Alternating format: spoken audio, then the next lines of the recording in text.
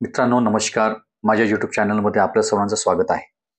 आरमोरी तालुक्यातील कोरेगाव रांगी येथे जिल्हा परिषद उच्च प्राथमिक शाळा कोरेगाव रांगी व ग्रामपंचायत कोरेगाव यांच्या संयुक्त विद्यमाने 24 डिसेंबर 2024ला पेसा दिन साजरा करून जनजागृती करण्यात आली. 24 डिसेंबर 2024ला पेसा कायद्याला 28 वर्षे पूर्ण झाले. यामुळे केंद्र शासनाच्या पंचायत राज मंत्रालयाने ग्रामपंचायतीमध्ये विविध उपक्रमाचे आयोजन करून पेसा दिन साजरा करण्याचे निर्देश दिले.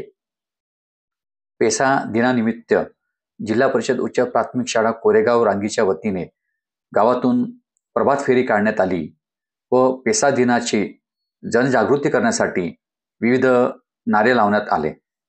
पंचायत राज मंत्रालयाने अनुसूचित क्षेत्रामध्ये पेसा कायद्याचा अंमलबजावणीला बळकटी देण्याचे प्रयत्न सुरू केले आहे. ग्रामपंचायतीमध्ये सक्षमीकरण करून कामकाजात आमूलाग्र बदल घडवून आणण्यासाठी पेसा कायद्याची जनजागृती व्हावी यासाठी तालुक्यात आदिवासी संस्कृतीचा जतन व संवर्धन करणे, अवंध निधीचा विनियोग सूत्राप्रमाणे करणे यासाठी ठिकठिकाणी या पेसा दिनाचे आयोजन करण्यात आले होते.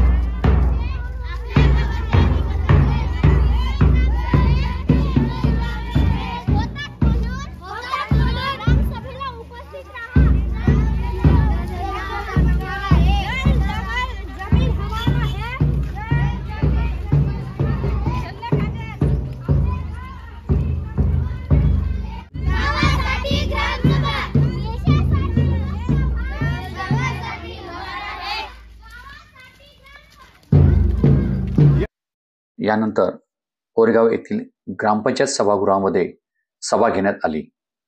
कार्यक्रमाच्या अध्यक्षस्थानी सरपंच बालाजी गेडाम हे होते, तर विशेष अतिथी म्हणून उपसरपंच गेमराव टेंभुर्णे, पोलीस पाटील ओमप्रकाश मडावी, मुख्याध्यापक नरेंद्र मशाखेत्री, थोटेबोडी येथील पोलीस पाटील मीनाक्षी सुरपाम, ग्रामसेविका श्यामकुंवर सयाम, थोटेबोडीचे मुख्याध्यापक नंदकुमार मसराम, परसवाडी टोलाचे मुख्याध्यापक विजय कन्नाके, कोरेगाव येथील विशेष शिक्षक किशोर पिंपळकर, श्री गुलाब मने, तसेच तंटामुक्ती अध्यक्ष परसरामजी मलगाम आदी उपस्थित होते.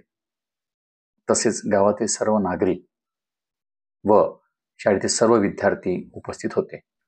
यावेळी थोटेबोडीचे मुख्याध्यापक नंदकुमार मसराम सर, परसवाडी टोलाचे मुख्याध्यापक विजय कन्नाके सर, तसेच कोरेगावचे सरपंच बालाजी गेडाम साहेब यांनी सर्व नागरिकांना, विद्यार्थ्यांना पेसा कायद्याविषयी माहिती दिली व मार्गदर्शन केले.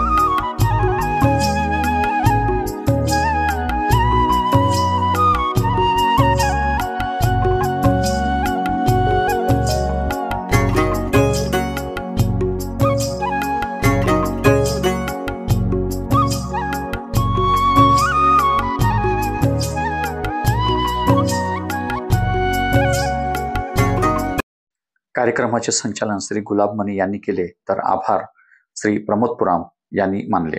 मित्रांनो, माझा व्हिडिओ आवडल्यास माझ्या व्हिडिओला लाईक करा, कमेंट्स करा, शेअर करा आणि माझ्या यूट्यूब चॅनलला सबस्क्राईब करा. धन्यवाद.